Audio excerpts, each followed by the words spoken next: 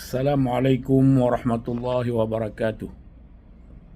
Saya Tengku Haji Mustafa Taib, dalam kurung Abi Purpo, selaku pimpinan Daya Al-Azhar dan tokoh ulama Aceh, mengajak dan menghimbau kepada seluruh elemen masyarakat Aceh Utara, Provinsi Aceh untuk tetap menjaga situasi keamanan selama penyelenggaraan PON Aceh Sumut dan Pilkada Aceh 2024.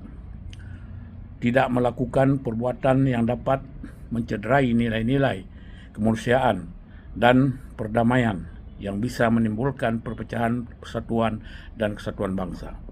Mari kita tingkatkan ukhuwah Islamiyah guna mempererat tali silaturahmi dalam rangka mewujudkan situasi keamanan yang kondusif di Aceh Utara.